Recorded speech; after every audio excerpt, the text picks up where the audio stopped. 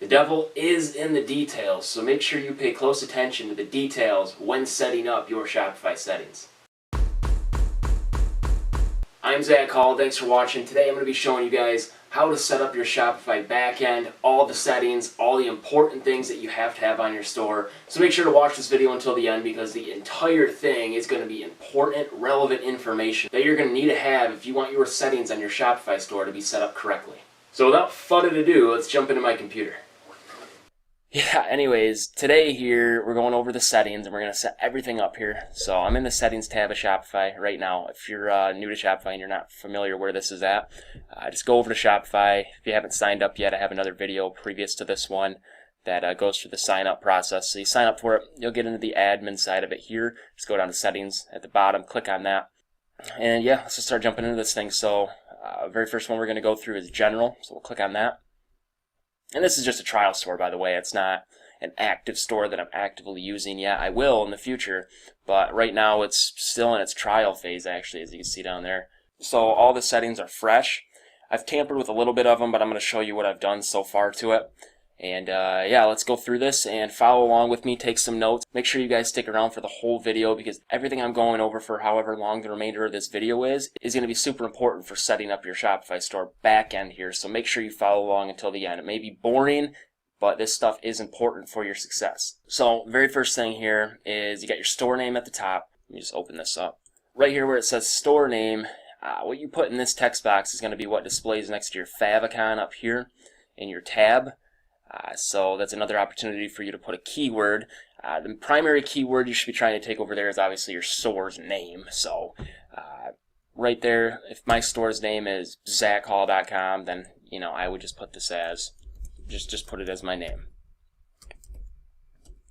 and then maybe put a dash. I'll put a store. There we go. Something along those lines.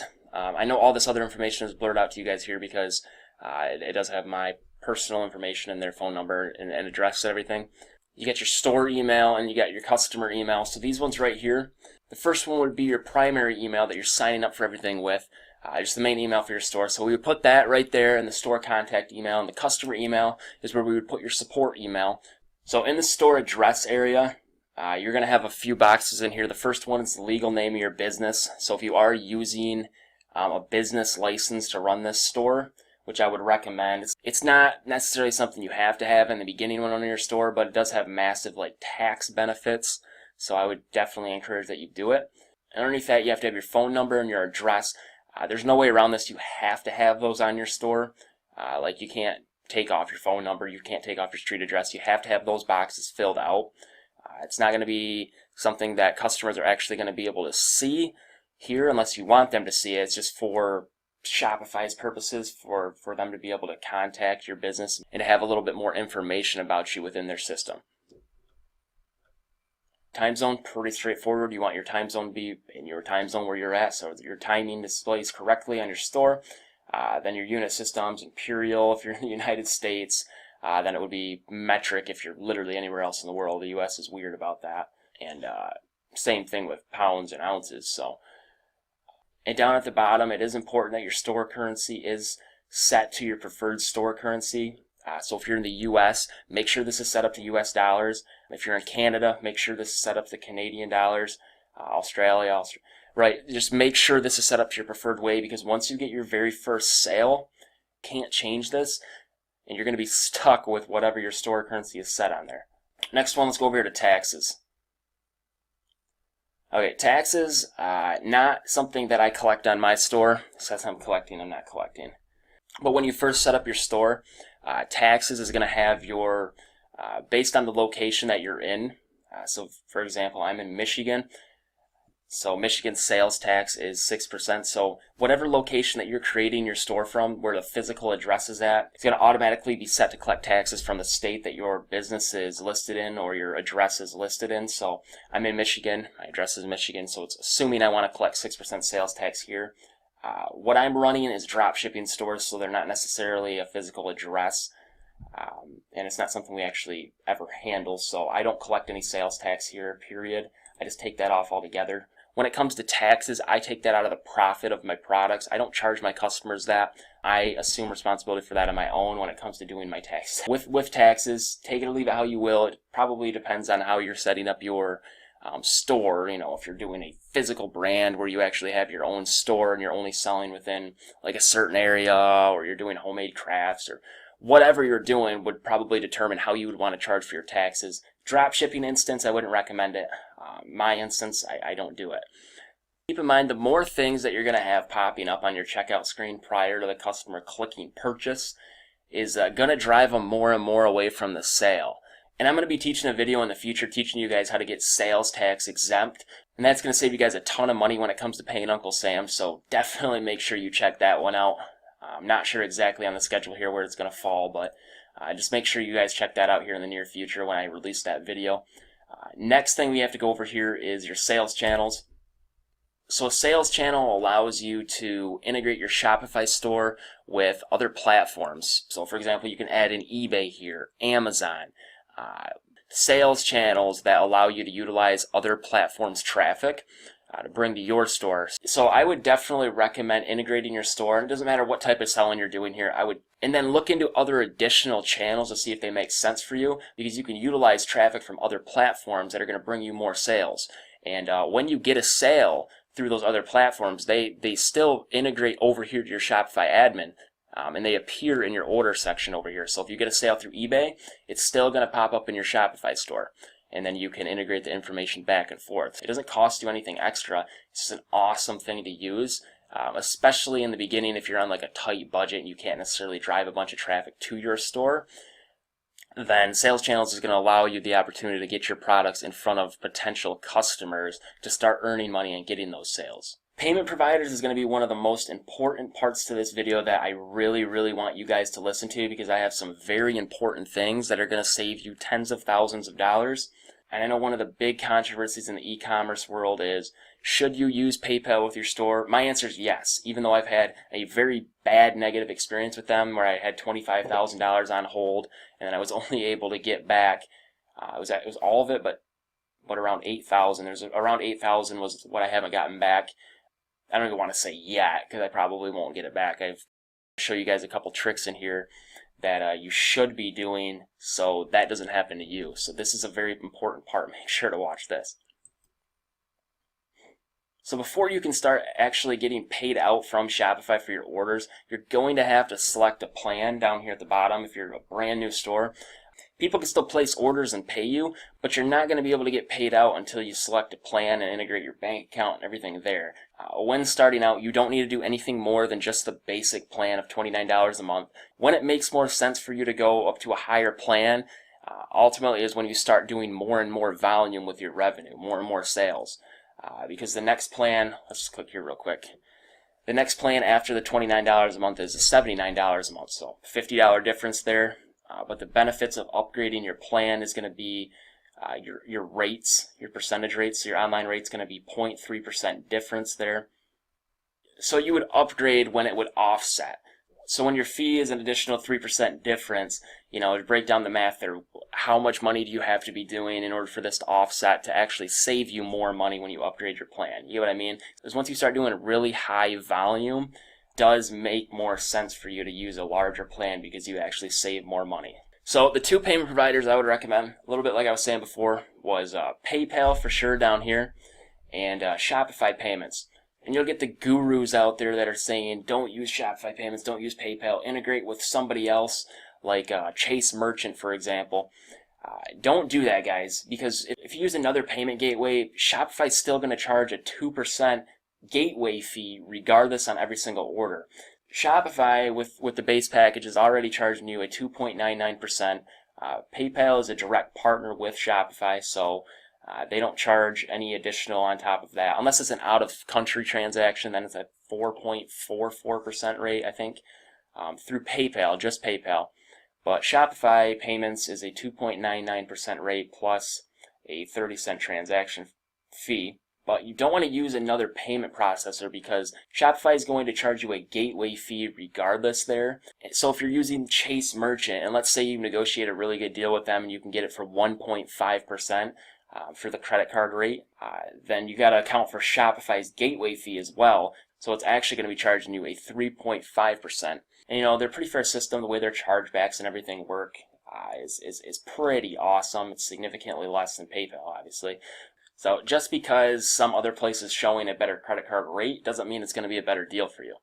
So the controversy around it is people say don't use PayPal because it's going to take your money, it's going to lock it, it's going to hold it. And let me explain this on why they do this. Everybody thinks that they're perfect and they're not doing anything wrong, when in reality it's because of your own doing on why your PayPal account is getting locked up and that they're holding your money. PayPal just wants to make sure that you're sending out your orders. They want to make sure that you're a legit business because they don't know who you are when you're starting out. So what we have to do is we have to make sure that the tracking numbers on all of our orders integrate over into PayPal system to match every order. Otherwise, they will lock up your money because they can't prove that you're shipping out your products to your customers. Even though you might be, they can't prove it on their end, so they hold your money until it can be proven. This was one of the things I didn't realize starting off in this space, and it ended up resulting in me getting $25,000 put on hold through them, which in the beginning is definitely a massive kick in the face. But once I learned this trick, I haven't had any problems with it since. But we can use an app to directly integrate all of our tracking information over into PayPal, so we don't have to do any manual work with it. And it's pretty inexpensive to use too, but it's definitely necessary if you're going to be using PayPal with your store. You have to make sure you do that. And then the other reason why PayPal would lock your money on you is after a week or two of doing business with them, once you start getting some sales, regardless of if you're putting the tracking numbers over there or not, PayPal will lock your money and they're not going to allow you to withdraw it after that second week. But don't freak out. Every single PayPal account goes through this. They just want more information about you. They just want to make sure that you're a legit store, a legit person, sending out legit stuff, and you're not trying to scam anybody. Don't go out of your way, though. I'll say this. Don't go out of your way with PayPal to let them know that you're a drop shipper, because drop shipping, there's nothing wrong with it, but payment providers, they kind of look down on it. Payment providers, they just look down on it. But after that 1 to 2 weeks, when your money gets locked up with PayPal and they're requesting more information, just go through there, input all your information that it's asking for, and it's usually after 72 hours you can get your whole PayPal account back to reinstated and everything's 100% again, and you can start withdrawing all your money. So worst case scenario when that happens after that 72 hours is they might put like a 5% hold on your money. Just because when you're a large retail, you're naturally going to be getting more and more chargebacks to your store. So PayPal just wants to have money in the bank, I guess you can say, that doesn't come out of PayPal to just offset those chargebacks, if that kind of makes sense to you. So with Shopify payments, if you're a brand new store, go through the complete account setup section here. You don't have to be an official business to do this. It just makes it a little bit better for tax purposes. Another thing we want to touch on while we're in this screen is where it says customer billing statement here. You can't see what it says, but the name of what your statement is and your phone number. This is a part that a lot of people skip over. So the phone number you sign up with your Shopify account is automatically going to be put into your customer's billing statement, which means that your phone number is going to show up on the description on your customer's bank account. So this is another thing that I didn't realize in the beginning. Customers are going to be the biggest headache in the world, and they're always going to be calling and complaining about something. Customer service is probably the most annoying part about running a store. So when you have your phone number there and it goes over to your customer's banking information, then if you don't change this part right here, you're going to get lit up with phone calls like all the time, especially when you start doing high volume. So what I would recommend there is to go over to Google, create a forwarding number from Google Voice, and then put that Google Voice number in there. And then also below, just add your bank account information in there so you can start getting paid out from your orders. Let's go back over. Let's finish up the settings section here. That was just really the bulk of this video, guys. If you made it through that, you've made it through a lot of the importance of this, but there's still some important stuff here we want to go over as far as definitely in checkout. We want to go over some important stuff there. But let's not shortcut success. Let's go on to the next step. Locations. I don't even need to click on this. Locations is just going to be a place where you can manage the different locations of your store. Like if you have multiple different retail physical locations, this is where you would place them all, and then it would help you differentiate orders. Over here to plans and permissions. Click on that. So within your plans and permissions here, this is another important screen. So as you grow your store, you're going to be getting more and more hands on deck. So when you hire out like virtual assistants to do different things with your stores, this is where you would come in and add them onto your store. So you would add a staff account, and then you can delegate what permissions you want them to have on your store. So if you don't want them to have full permissions, you can unselect that and you can choose what it is you want them to do. Pretty straightforward. You send the invite in their email and then they sign up from there. So in the future, also when you're looking to upgrade your plan, this is where you would do it at in your plans and permissions. So right now this is still in the trial mode. I haven't selected any plan as this is a trial store, just for an example. It would pop up right here and then you could upgrade your plan. There'd be a button where you can upgrade it, but if there, I guess, isn't that button, you could just click over here on compare plans and it brings you back to the same plan screen. You can upgrade from there. Let's say things go south with your store or you just want to take a break. You come to this screen, you go to the very bottom and you have the option to pause your store or to close your store. Also, you can work with an expert right here too. But that, I guess, is if you decide not to check out any of my future videos, as I pretty much cover just about everything to do with Shopify and running an online e-commerce stores, like all the tips, tricks, and secrets. I throw it all out on my YouTube for free. So, wink, wink. All right, just a little bit more back to settings. Next one's checkout. This is exactly how you're going to want to set up your checkout because some of this stuff is legally required to be like this. So your accounts, set that to optional. The reason you want to set that to optional is because it would display a login section up here. It would actually give a customer an account. It's just a good lead generation area where you can capture more information from them. So they're optional rather than just as guests. Like you can capture their emails and their phone numbers a lot easier when you have this as optional, which is good for your retarget marketing. Checkout, customers can check out using either a phone number or email. Correct. They can use both.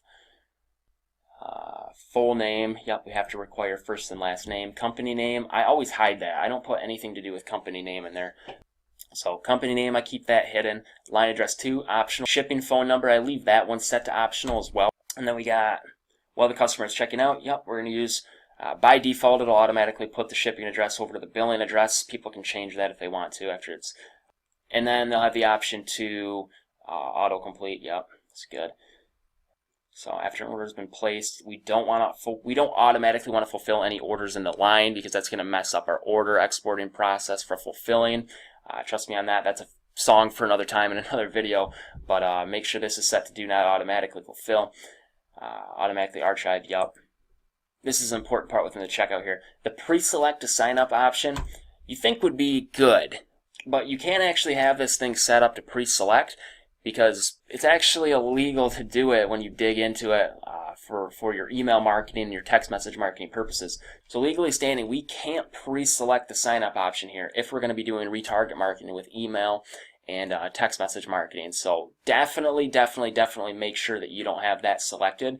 You're going to be throwing yourself into a potential disastrous situation in the future. And then also with checkout language, this is where we would come to in the future when we're setting up some of our apps on our store. We would come back here and we have to change around some of the checkout language, like for our text message marketing or email marketing. You'll see that in future videos. So settings, we'll head back. After that, we got notifications. So we won't dive too deep into notifications because there's about 1.5 million of them. So the main thing we have to focus on here, your order confirmation notification. Ooh, that rhymes. Make sure you put in here somewhere where people can go and track their orders. So what I use is 17track.net. So I would just put in here, you can track your order status. 17track.net. So the reason I use 17track and I promote 17track for people to use to track their order status is that 17track integrates with every single shipping provider in the world.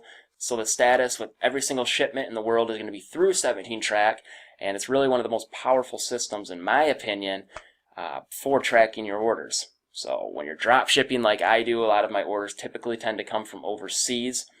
So it's just an easy way to track tracking numbers from out of country here for me. So 17track.net is definitely an awesome one to check out. So make sure you look into that. Okay, so notifications, went over that. Billing. So the billing is where you're going to be able to manage your credit cards that you have on file here. So this is where you would add your card onto your Shopify store, and they charge in a 30-day cycle. So that means all the charges that your store has acquired within the past 30 days are going to be charged once a month. So it's not like you're going to get charged every single day that you spend something on your store. It's in a 30-day period. So all your charges will display here in your billing section. But if you want a full financial overview of all your billing, you can click over here on View Financial Overview, and it's also going to show you the payouts. You can view all that there as well within your financial overview. Just an important spot to come in the future for your bookkeeping. Keeps you a little bit more organized. So back step. Okay, shipping. I'm going to set this one up live time with you. To set up our shipping policies, we would come over here to Manage Rates. Okay, and to create a new shipping zone, click on that. And then we would name our zone. This can be whatever you want to name it. It's not going to be displayed to the customer right here. And then select Rest of World. Or you can go through, if you're only selling specifically to the United States, just select the United States, but wherever you want to ship to. Done. And then scroll down to it. And on your shipping zone that we just created there, you want to add a rate. And we want to make sure it's set up with our own rate. And our rate name is going to be Shipping and Handling for the first one. And then we're going to set the cost. This is just what was worked best for me, $5.99. There's not going to be any conditions. Any order that somebody places with us, unless it's over $75, is going to be $5.99. So add the second rate. Again, set up your own rate. This is going to be called Priority Insured.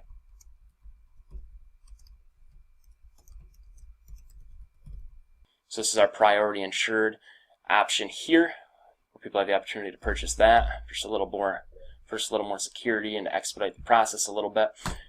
So that's going to be a $9.99 option. Okay, and again, that works with anything. It doesn't matter what price it is on the store, unless it's, it's always something people can purchase additionally, even if it's over the 75. And the next option we're going to set is our free shipping.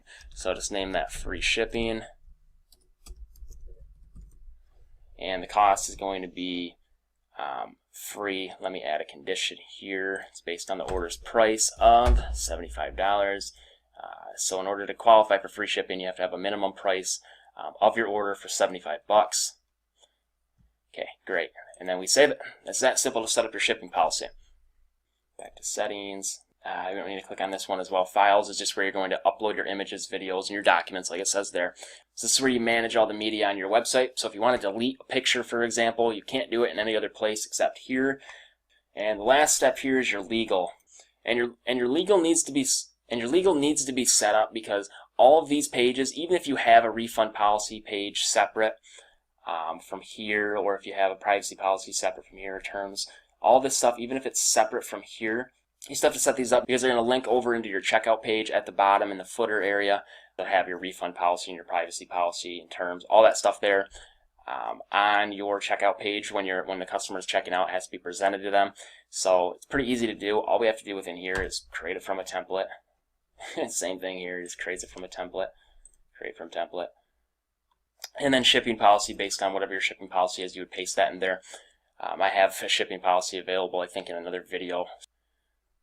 And there's a couple things within here that you'd have to change, like your address or phone number or whatever. Just go through and read and change what needs to be changed within here. And then, yeah, you would save it. This wasn't exactly a short video, but your settings are a very important part to the success of your store. There's a couple times we're going to have to reference back to here, so I just wanted to make you guys familiar with the settings so that you know what I'm talking about in future videos. Now that that's set up, it's time to start making some money with. So let's jump over into the more fun stuff, like setting up your store and how to market and how you can find massively profitable products. Without taking up any more of your time, guys, I really appreciate you watching this video today. I hope it helped you out. If you have any additional questions, make sure to drop them in the comment section below. Give this video a big thumbs up. Make sure to subscribe and turn on that post notification bell so you always get notified when a new video is coming out, because in most of my videos here I'm dropping tips and tricks that you really can't find anywhere else on the internet. And we'll see you over on the next video.